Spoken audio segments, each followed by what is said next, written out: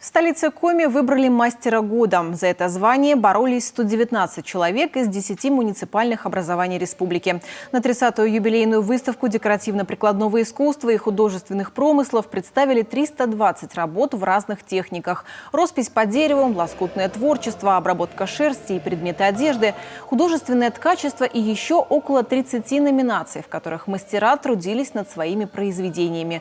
Для каждого народное творчество не просто хобби, а душевный порыв. Вообще это очень успокаивает. Прям считаешь, сидишь раз, два, раз, два. То есть больше как для души. Да? Больше я плету, да, как бы северные мотивы.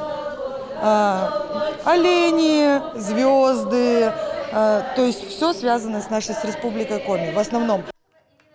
В каждой номинации организаторы наградили лауреатов дипломами и подарками. Среди них участники из Сыктывкара, Печоры, Прилузского района, Карткиросского, Удырского и Устцильмы.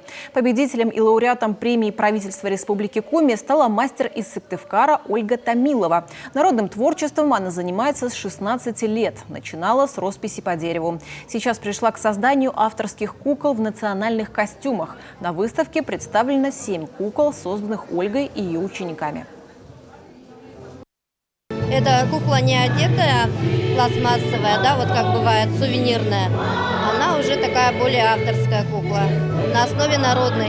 Еще расписной сундучок по мотивам вятских сундуков. И перчатки, рукавички. Причем перчатки очень сложные, орнамент.